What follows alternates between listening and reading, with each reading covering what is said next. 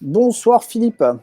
Bonsoir, Comment ça va? bonsoir à tous, bonsoir Pascal, ça va très bien, Bon, très très bien. je voulais qu'on fasse un petit vrai ou faux ce soir par rapport à une photo, enfin un article même qui nous a été partagé ce matin par rapport à un ovni qui aurait été photographié en Pologne. Bon, alors je vais vous partager l'écran comme ça, vous verrez exactement de quoi on parle. Hop, alors, attendez, on va mettre plutôt celui-là. Voilà, c'est cette photo-là. Alors, Philippe, on en parlait en off. Moi, c'est vrai que la première fois que j'ai vu cette photo, et toi aussi, je crois, on a l'impression de revoir la photo de Billy Mayer quand même. Exactement, hein, c'est la photo qui a servi dans X-Files en fait. Voilà. I Want to Be Live. On a vraiment l'impression de voir cette photo. Oui, Là c'est vrai que bon, c'est une photo qui est quand même, bon, on va dire, elle est sympa, mais enfin bon, on peut quand même tout de suite se demander quand même si elle est vraiment réelle ou pas. Alors on a une autre photo où on la voit un peu plus loin, donc voilà, comme ça. Alors c'est sûr que cadré comme ça, on se dit ok, on peut pas attacher un fil ou autre, mais bon, je trouve que son côté est un petit peu too much. Alors ce qui s'est passé, c'est qu'en fait, c'est The Mirror qui a fait un article en citant Philippe Mantle, puisque Mantle semble indiquer dans cet article que a salué les photos comme les meilleures qu'il ait vues depuis 40 ans.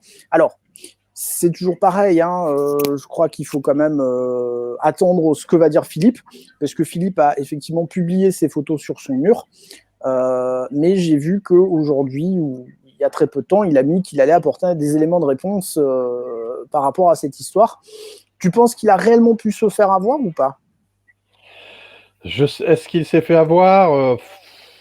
Franchement, c'est difficile à dire.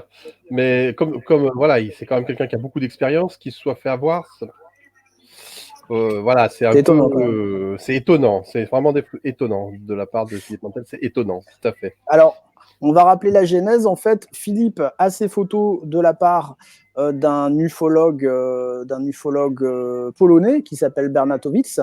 Donc Bernatowicz qui transmet ces photos à Philippe Mantle et Philippe Mantle qui lui-même va les transmettre à un chercheur, un analyste photo qui s'appelle Glive et qui va lui-même certifier que ces photos sont réelles. Alors, c'est pour ça, moi, c'est ce point de vue que j'aimerais avoir de la part de Philippe, parce que la photo soit réelle, qu'il y ait un objet sur la photo, que ce soit pas un montage numérique, ça, on peut l'entendre.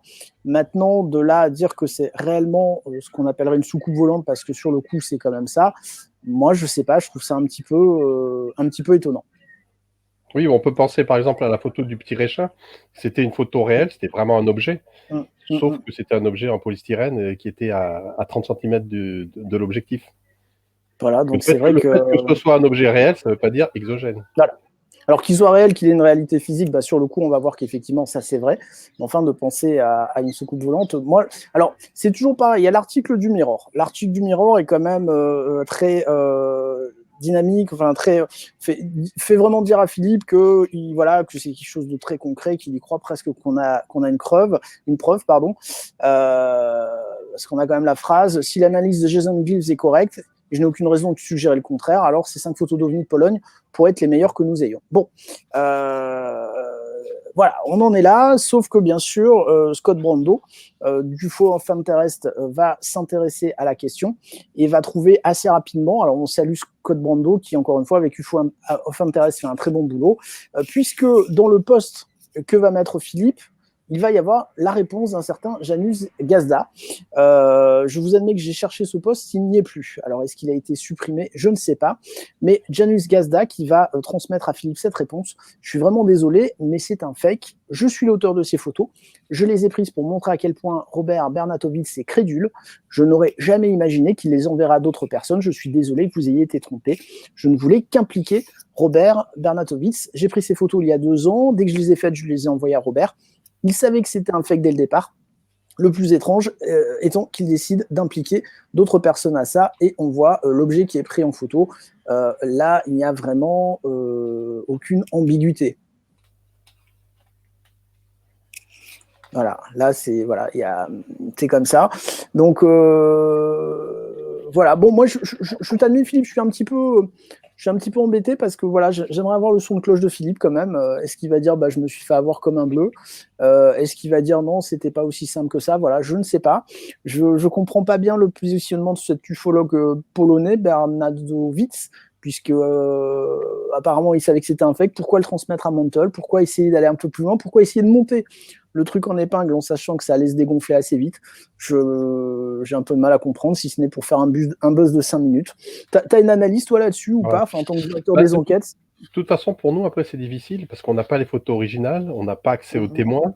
Tout ce qu'on a, c'est des photos qui ont été publiées, dont on ne peut absolument rien tirer. Donc, sur le fond, comme toujours, sur ce genre de choses, c'est assez difficile. Après, c'est vrai que l'objet, il a quand même un côté kitsch, quoi. Il fait très années 70.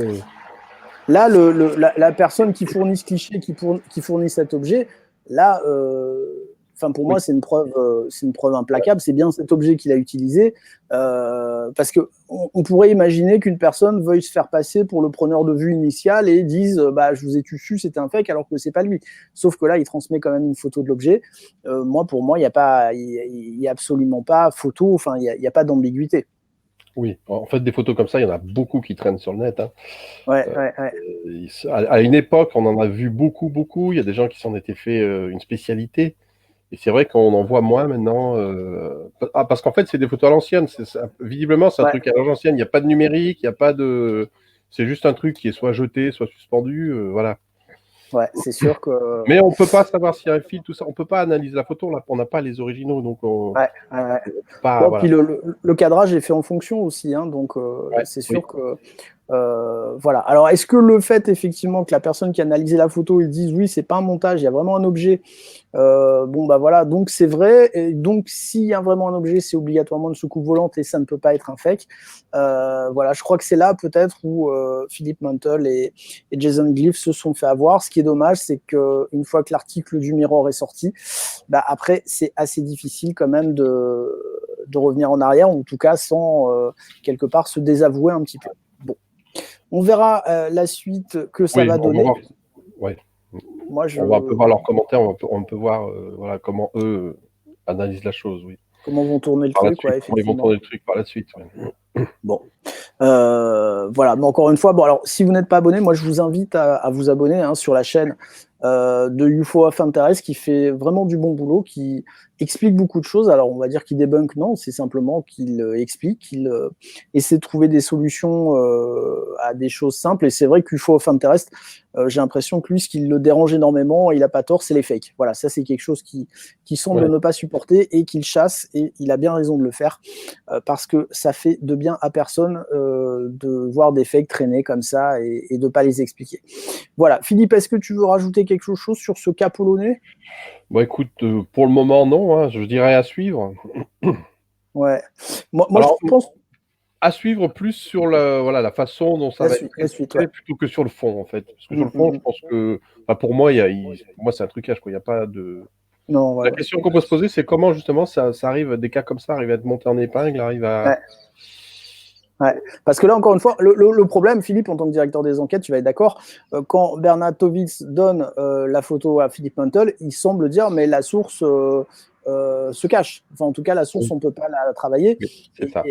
Voilà. Et le problème, c'est peut-être là où Philippe s'est fait avoir, c'est qu'à ne pas pouvoir tracer la source, on ne peut pas avoir l'info. Et moi, je trouve que le preneur de vue a été honnête de dire à Philippe, écoutez, je suis désolé, je ne voulais pas vous faire une sale blague ou vous faire passer pour un imbécile, mais le fait est que c'est un fake, donc mea culpa, vous n'en étiez pas la cible, mais bon, ça s'appelle un dommage collatéral quand même. Oui. Tout à voilà. Fait. On en revient même.